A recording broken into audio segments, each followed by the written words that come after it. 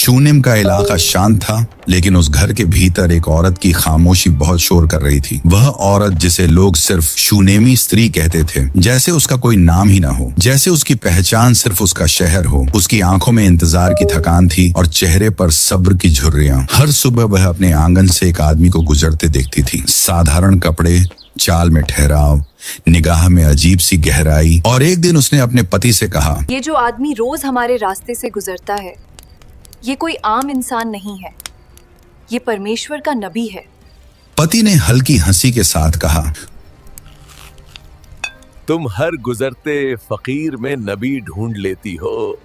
औरत ने जवाब नहीं दिया, क्योंकि वह जानती थी कुछ बातें साबित नहीं की जाती, महसूस की जाती हैं। कुछ दिन बाद उसने फिर कहा, जब भी ये यहाँ से गुजरे, इसे खाना खिला दिया करें। पति ने कंधे उचका दिए। हमारे घर में खाने की कमी नहीं है। और वहीं से सब कुछ शुरू हुआ। नबी आने लगा, रुकने लगा। और एक दिन औरत ने कहा, हम इसके लिए छत पर एक छोटा सा कमरा बनवा दें। पति ने पूछा, क्यों? क्योंकि परमेश्वर के काम करने वालों को आराम चाहिए। कमरा बन गया। एक खाट, एक मेज, एक दीपक, कोई सजावट नहीं, कोई दिखावा नहीं। और एक दिन उसी कमरे में नबी लेटा था। उसने अपने सेवक से कहा, इस औरत को बुलाओ। जब वह आई तो नबी ने पूछा, तूने हमारे लिए इतना कुछ किया, अब बता तेरे लिए क्या किया जाए। औरत ने सिर झुकाकर कहा, मैं अपने लोगों के बीच सुरक्षित हूँ। उसके शब्दों में संतोष था, लेकिन उसकी आंखों में एक अधूरापन छिपा था। नबी ने सेवक की तरफ देखा। सेवक बोला, इसका कोई बेटा नहीं है और इसका पति बूढ़ा हो चुका है। कमरे में सन्नाटा छा गया। औरत का दिल तेज धड़कने लगा। नबी ने कहा, अगले साल इसी समय तेरी गोद में बेटा होगा। औरत पीछे हट गई। उसकी आवाज भर्रा गई, हे मेरे स्वामी, परमेश्वर के नबी, अपने दासी से झूठ मत बोलिए। क्योंकि जिसने वर्षों तक खाली गोद का बोझ उठाया हो, वह उम्मीद से नहीं डरता, टूटने से डरता है। लेकिन वचन वचन ही होता है। समय बीता, मौसम बदले, और अगले साल उसी घर में बच्चे की किलकारी गूंजी। शूनेमी स्त्री ने बच्चे को सीने से लगाया और पहली बार उसकी आंखों से आंसू गिरे। खुशी के नहीं, राहत के, जैसे किसी ने वर्षों से रुकी सांस को छोड़ दिया हो। बच्चा बड़ा होने लगा। घर में रौनक आ गई। लेकिन खुशी जब बिना शोर के आती है तो दुख भी अक्सर चुपके से आता है। एक दिन बच्चा अपने पिता के साथ खेतों में गया। धूप तेज थी, काम चल रहा था। अचानक बच्चे ने सिर पकड़ लिया और चिल्लाया, मेरा सिर। पिता घबरा गया। उसने नौकर से कहा, इसे माँ के पास ले जाओ। बच्चा माँ की गोद में आया। दोपहर ढलती रही। माँ उसे थपकियां देती रही, कुछ नहीं होगा, सब ठीक हो जाएगा। लेकिन शब्द झूठे साबित होने लगे। सूरज पश्चिम की ओर झुका और उसी के साथ बच्चे की सांसें भी धीमी होती चली गईं। और अचानक सब कुछ रुक गया। गोद में रखा शरीर ठंडा हो गया। शूनेमी स्त्री ने बच्चे को देखा। चीखी नहीं, रोई नहीं, किसी को आवाज नहीं दी। जैसे दुख ने उसके गले को जकड़ लिया हो। उसने बच्चे को उठाया, सीढ़ियां चढ़ी, उसी कमरे में गई जहाँ नबी ठहरता था। बच्चे को खाट पर लिटाया, दरवाजा बंद किया, जैसे उसने मौत को वहाँ बंद कर दिया हो। नीचे आई, पति से कहा, एक गधा और एक सेवक दो, मुझे परमेश्वर के नबी के पास जाना है। पति ने हैरानी से पूछा, आज न सब्त है न नया चांद, इतनी जल्दी क्यों? औरत ने वही शब्द दोहराए जो उसने अपने दिल से भी छुपा रखे थे। सब ठीक है। रास्ता लंबा था, धूल उड़ रही थी। हर कदम के साथ दिल भारी होता जा रहा था। दूर से नबी ने उसे आते देखा। सेवक से कहा, दौड़कर उससे पूछो, क्या सब ठीक है? सेवक ने पूछा, क्या तू ठीक है? क्या तेरा पति ठीक है? क्या बच्चा ठीक है? सब ठीक है। औरत ने फिर कहा, सब ठीक है, क्योंकि कुछ जवाब रास्ते के नहीं होते। कुछ सवाल सिर्फ परमेश्वर के सामने खोले जाते हैं। नबी के पास पहुंचते ही वह उसके पैरों से लिपट गई। सेवक उसे हटाने आगे बढ़ा, लेकिन नबी ने कहा, इसे छोड़ दो, इसकी आत्मा बहुत दुखी है और परमेश्वर ने यह बात मुझसे छुपा रखी है। तब पहली बार उस औरत का बांध टूटा। उसने कहा, क्या मैंने आपसे बेटा मांगा था? क्या मैंने नहीं कहा था कि मुझे झूठी उम्मीद मत दीजिए? शब्द तीर की तरह थे, लेकिन आरोप नहीं थे, दर्द थे। नबी खामोश रहा, उठा और उसके साथ चला। घर पहुंचे, नबी ने सेवक से कहा, मेरी लाठी लेकर आगे दौड़ो। किसी से बात मत करना। लेकिन कुछ लड़ाइयां सिर्फ लाठियों से नहीं, उपस्थिति से जीती जाती हैं। सेवक गया, लौटा, बोला, बच्चे में कोई हलचल नहीं। नबी कमरे में गया, दरवाजा बंद किया। कोई मंत्र नहीं, कोई शोर नहीं, सिर्फ प्रार्थना। वह बच्चे पर झुका, अपने शरीर को उसके शरीर से मिलाया, जैसे जीवन को जीवन से पुकार रहा हो। कमरे में गहरी खामोशी थी। फिर अचानक बच्चे ने छींक मारी, 1 बार, 2 बार, 7 बार, और आंखें खुल गईं। बाहर इंतजार कर रही माँ का दिल कांप उठा। नबी बाहर आया और बोला, अपने बेटे को उठा ले। औरत अंदर गई, जमीन पर झुकी, बेटे को उठाया, और उस पल उसने कुछ नहीं कहा, क्योंकि जब परमेश्वर बोलता है तब इंसान के शब्द बेकार हो जाते हैं। लेकिन कहानी यहीं खत्म नहीं होती, क्योंकि चमत्कार के बाद अक्सर परीक्षा आती है। और शूनेमी स्त्री को अभी नहीं पता था कि जिस परमेश्वर ने जीवन लौटाया है वही उससे सब कुछ फिर मांगने वाला है। उस दिन के बाद घर में रौनक लौटी थी, लेकिन शूनेमी स्त्री के भीतर एक डर बैठ गया था, जैसे खुशी उधार की हो, जैसे जीवन लौट कर आया हो तो कीमत भी मांगेगा। नबी कुछ समय बाद वहां से चला गया और घर फिर अपने सन्नाटे में लौट आया। बच्चे की हंसी दीवारों से टकराती तो माँ ठिठक जाती। हर सांस के साथ उसे वही दोपहर याद आती जब गोद ठंडी हो गई थी। और शायद यही वजह थी कि जब नबी एक बार फिर उस इलाके में आया तो उसने सीधे उस औरत को बुलाया और बिना भूमिका के कहा, उठ, अपने घराने समेत इस देश को छोड़ दे, क्योंकि परमेश्वर ने अकाल बुलाया है और वो 7 साल तक इस देश को खाएगा। पति ने सुना तो कहा, अकाल हर देश में आते हैं, हम यहीं रहेंगे। लेकिन औरत ने नबी की आंखों में देखा, वहां कोई चेतावनी नहीं, आदेश था। उसने पति से कहा, हम चलेंगे कहां? जहां परमेश्वर हमें जिंदा रखे। और वही रात थी जब घर समेटा गया, कमरे बंद किए गए, वही ऊपर का कमरा भी जहां जीवन लौटा था। और अगली सुबह वे उस जमीन से निकल पड़े जहां सब कुछ था, खेत, घर, यादें। और 7 साल के लिए वे पलिश्तियों के देश में रहे। अजनबी जमीन, अजनबी लोग। हर सुबह एक ही सवाल हम यहाँ क्यों हैं? और हर रात एक ही जवाब, क्योंकि परमेश्वर ने कहा था। बच्चा बड़ा होता गया। माँ उसे देखती और सोचती, तू उस घर का है जिसे हमने छोड़ दिया। और 7 साल पूरे हुए। अकाल का शोर थमा और उसी दिन शून्यमी स्त्री ने कहा, अब हम लौटेंगे। पति ने पूछा, क्या वहां कुछ बचा होगा? जो परमेश्वर देता है वो कोई नहीं छीन सकता। लेकिन जब वे लौटे तो उनके खेतों पर दूसरे नाम लिखे थे, उनके घर पर ताले बदले हुए थे। औरत ने दरवाजा छुआ जैसे दीवारें पहचान जाएंगी, लेकिन दीवारें खामोश रहीं। पति गुस्से में बोला, हम लुट गए। औरत ने कहा, नहीं, अभी नहीं। उसने सुना था कि राजा न्याय की चौकी लगाता है और वह बच्चे का हाथ पकड़कर वहां पहुंची। राजा बैठा था और उसके पास वही सेवक खड़ा था जो कभी नबी के साथ रहता था। राजा उससे कह रहा था, मुझे उस नबी के बड़े कामों के बारे में बता। सेवक बोल ही रहा था। एक औरत थी जिसका बेटा मर गया था। कि तभी शूनेमी स्त्री आगे बढ़ी, उसकी आवाज गूंजी, हे मेरे स्वामी राजा। सेवक चौंक गया, यही है वो औरत और यही है उसका बेटा। राजा ने देखा, बच्चा देखा और बोला, तू क्या चाहती है? औरत ने कहा, मेरा घर और मेरे खेत। राजा ने पल भर सोचा और हुक्म दिया, इस औरत को उसका सब कुछ लौटा दिया जाए। और जिस दिन से यह देश छोड़ा था उस दिन से अब तक की सारी पैदावार भी। पति की आंखें भर आईं, लेकिन औरत की निगाहें ऊपर थीं, क्योंकि वह जानती थी यह न्याय राजा का नहीं परमेश्वर का है। घर लौटा, खेत लौटे, लेकिन कुछ लौटकर भी वैसा नहीं होता। ऊपर का कमरा खोला गया, वही खाट, वही दिया। औरत वहां देर तक खड़ी रही। बच्चा बोला, माँ, यही क्या हुआ था?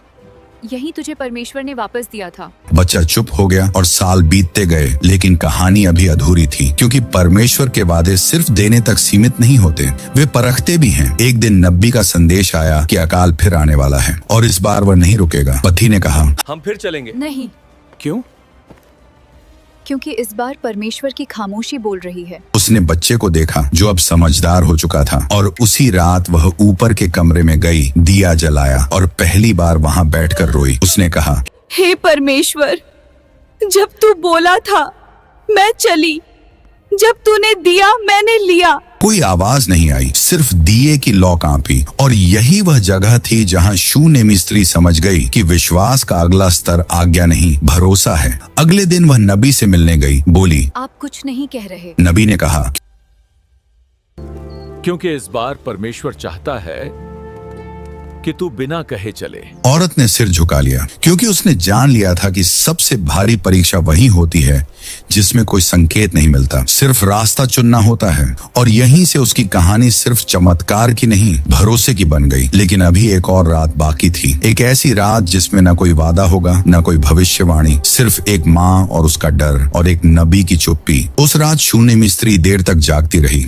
ऊपर के कमरे में दिया बुझ चुका था, लेकिन उसके भीतर सवाल जल रहे थे। बाहर हवा चल रही थी और हर झोंका जैसे वही पुराना सवाल दोहरा रहा था कि अगर परमेश्वर बोलता नहीं तो क्या वह साथ नहीं होता। सुबह हुई तो बच्चे ने पूछा, माँ, आज हम क्या करेंगे? आज हम रुकेंगे। पति ने सुना तो चौंका। नबी ने कहा था अकाल आएगा, नबी ने कुछ नहीं कहा। तो हम अपने हिसाब से चलेंगे। नहीं, इस बार हम परमेश्वर की खामोशी के हिसाब से चलेंगे। पति चुप हो गया क्योंकि उसने उस औरत की आंखों में वही आग देखी जो उसने कभी बच्चे की मौत वाले दिन देखी थी। दिन बीते, अकाल के संकेत दिखने लगे, खेत सूखने लगे, पड़ोसी पलायन करने लगे, हर कोई पूछता, तुम क्यों नहीं जा रहे? अभी नहीं। रातें और भारी होने लगी। बच्चा अब बड़ा हो चुका था। वह समझने लगा था कि यह घर सिर्फ ईंटों का नहीं बल्कि दुआओं का है। एक रात उसने माँ से पूछा, जब मैं मर गया था तब आपने क्या किया था? औरत ने पल भर के लिए आंखें बंद की और कहा, मैं चुप रही थी। और फिर परमेश्वर बोला। बच्चा समझ गया कि कुछ जवाब शब्दों में नहीं होते। अकाल ने शहर को जकड़ लिया। राजा के गोदाम खाली होने लगे, न्याय बिकने लगा। वही राजा जिसने कभी खेत लौट आए थे अब अपने ही डर में घिरा था। और उसी वक्त खबर आई कि नबी शहर के पास है। पति ने कहा, चलो पूछते हैं। नहीं, तुम हर बार नबी के पास जाती हो। इस बार नहीं। क्योंकि वह जान चुकी थी कि हर सवाल का जवाब नबी नहीं, कभी कभी सिर्फ परमेश्वर देता है। लेकिन उसी रात नबी खुद उनके दरवाजे पर आया। दरवाजा खुला, दोनों आमने सामने खड़े थे। नबी ने कहा, तूने इस बार मुझसे कुछ नहीं मांगा, क्योंकि इस बार मैं जवाब नहीं, भरोसा लेकर चल रही हूँ। यही वो जगह है जहाँ ज्यादातर लोग टूट जाते हैं। बच्चे ने नबी को देखा और बोला, क्या परमेश्वर अब भी हमें देख रहा है? परमेश्वर तब सबसे ज्यादा देखता है जब वो सबसे ज्यादा चुप लगता है। अकाल गहरा गया। एक दिन घर में आखिरी अनाज बचा। पति बोला, अब हम क्या करेंगे? अब हम बांटेंगे किसे? जिसे ज्यादा भूख है। पड़ोसी आए, थोड़ी सी रोटी बंटी और उस रात बच्चे ने कहा, माँ, मुझे भूख नहीं लगी। औरत ने उसे देखा और समझ गई कि चमत्कार हमेशा पेट भरने से शुरू नहीं होते। अगली सुबह शहर में हाहाकार मचा था, लेकिन उस घर में एक अजीब शांति थी। नबी फिर आया और बोला, तू जानती है लोग क्या कह रहे हैं? लोग हर हाल में कुछ न कुछ कहते हैं। वे कहते हैं कि तू पागल है, शायद वजह भी जागरीन है। और कुछ कहते हैं कि तू विश्वास में बहुत आगे निकल गई है। मैं कहीं नहीं निकली, बस रुकी रही।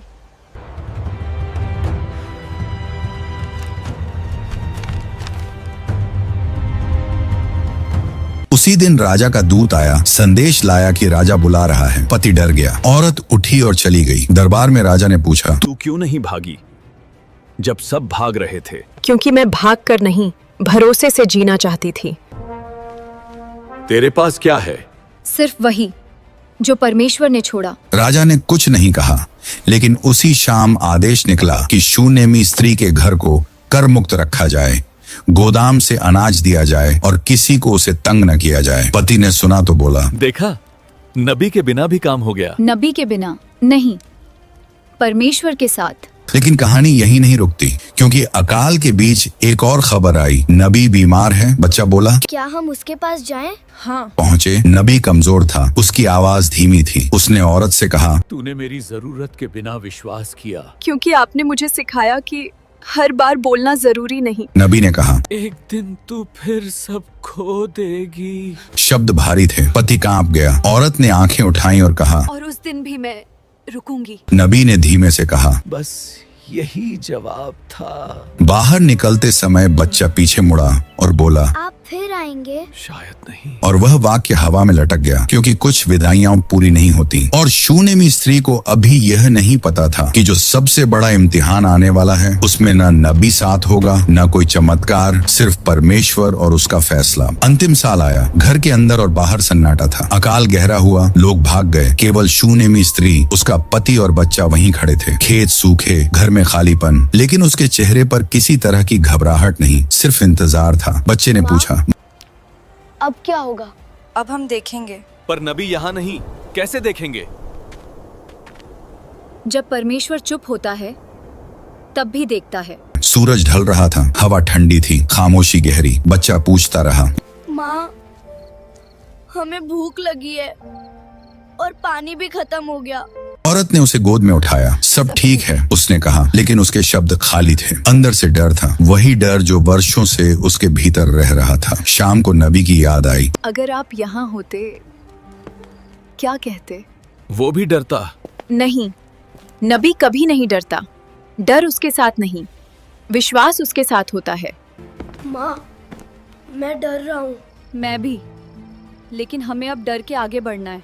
बाहर चांद उगा, खामोशी में हर चीज सुनाई दे रही थी। अचानक दूर से आवाज आई। कौन है? औरत ने कहा। कोई नहीं, सिर्फ हवा। लेकिन बच्चा जान गया कि यह आवाज अलग थी। उसने हाथ पकड़कर कहा, माँ कुछ हुआ है? औरत ने कहा, देखते हैं। दोनों बाहर गए। खेत की ओर धूल उड़ रही थी, जमीन कांप रही थी और वहाँ एक आदमी खड़ा था। दूर से नबी जैसा लग रहा था। बच्चा दौड़ा। औरत ने रोका। देख, अभी सही नहीं है। आदमी नजदीक आया। कोई शब्द नहीं बोला, बस हाथ बढ़ाया। औरत ने कहा, तुम कौन हो?